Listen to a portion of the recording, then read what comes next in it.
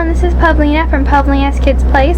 I'm on location in Boca Raton, and I'm here with Matisyahu. Hello. Hello. How are you? I'm good, thanks. How are you? I'm good.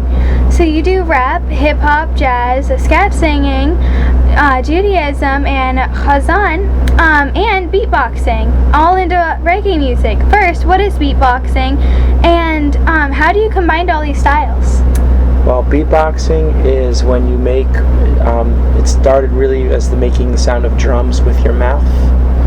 And basically, when I was a kid, when I was growing up, I never really took to an instrument. I didn't really learn. I tried to play in band, like the tuba or the French horn, saxophone, and my aunt got me a guitar, and I couldn't really figure that out. And I could never really had the focus to really sit and learn an instrument. But I knew that I loved music, and I loved all types of music, and I loved singing. So I sang, and then as I started listening to more kind of reggae music and hip-hop music, I started doing more kind of like some rapping and that kind of stuff also. And then I started to learn how to beatbox, and that's basically how to make the sound of instruments and to make music like that sounds like instruments with your mouth, like rhythm, And so my friends who rapped, would freestyle, and then I would do the beat behind them while they were doing that. And then I realized that you could mix in melodies and bass line, bass, all different instruments, and create music with just your mouth. And that's what I started to do.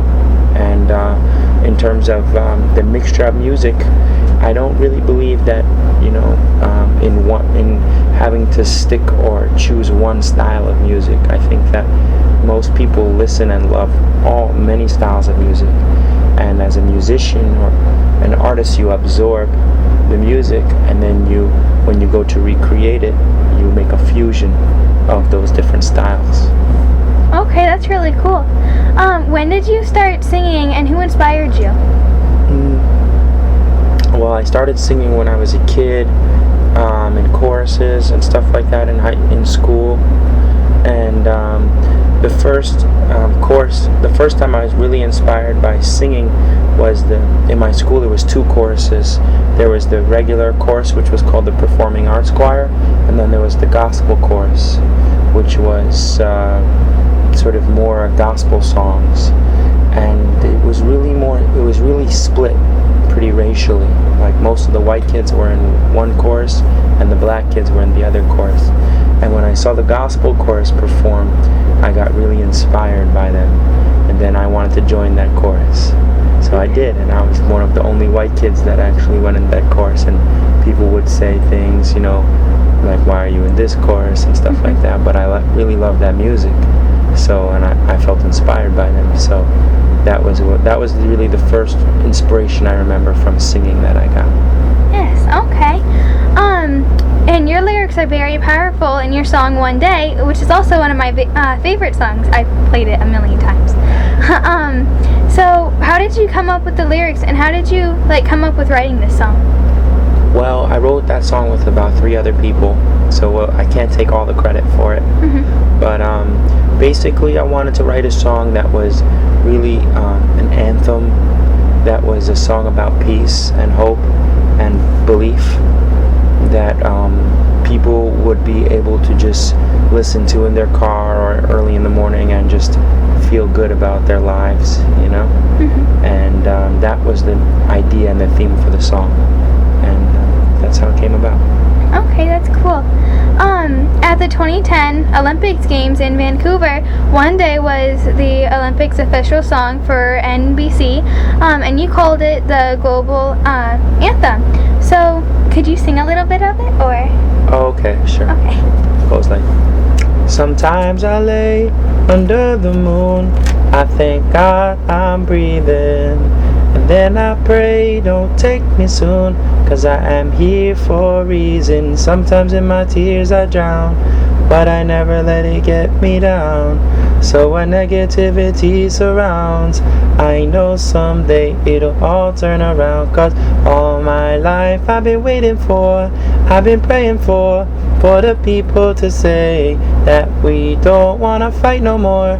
There'll be no more war, and our children will play one day, one day, one day. That was awesome. Okay, well, thank you. You're welcome. And then One Day was also a remix with the singer Akon. And how did that happen? Well, I think I had a friend who knew Akon, who worked with Akon, and he said that he played the song for Akon, and Akon really liked it. And so then the record company said, well, we should get Akon to sing on it, and then maybe radio stations will play it more. You know, because radio stations play a lot of his music, and if the radio stations play it more, then more people will hear it, and then the record companies will make more money. Yes. But Okay. didn't really work. Yes. Well, I hear it a lot on the radio. Oh yeah? Okay, cool. I don't really remember which stations, but I do hear it a lot. Alright, great. When you just did the Disney's Circle of Life for the new Disney Reggae Club album. And like, was that fun? And how did you decide to do it different from Elton John? Well,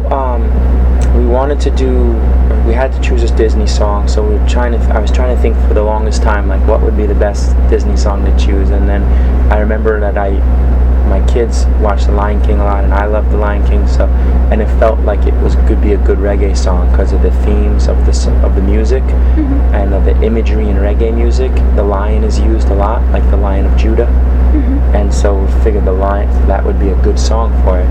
And the way we tried to make it a little bit more kind of modern and more like the style of music that we like, you know. So we made it a little bit more psychedelic. Okay, yes. When you have a style that's all your own, and was it tough to keep it real to yourself in the music business? Well, it's the hardest thing is I don't know so much about the business, like record companies or managers telling you what to do, because at the end of the day, you know, those people all work for you. You don't work for them, you know. But it's more about keeping it real, like with yourself. And you know, for example, when you get on stage, and you know, every time I get on stage, I ask myself, like, what am I doing up here? You know, why am I here? You know, do people really want to listen to me? And what do I have to say? And how can I express what I have to say the best? And to always try to be evolving and growing and coming up with better ways to express myself, and not to get caught up too much in trying to please everybody, you know. Okay. And did you have any obstacles that you had to overcome? Well, every day is an obstacle. Every day there's obstacles, you know. Little things, just little things. And always just try to stay centered and focused and thankful. Yes, okay. And do you have any plans for the future? Yeah, I plan on continuing to try to make more music and to write more songs and have another record. And I'm thinking about making a Kidz album also. Okay. Yeah. Nice, that's cool. Well, thank you so much for talking to me. You're welcome. Thanks, Pavlina.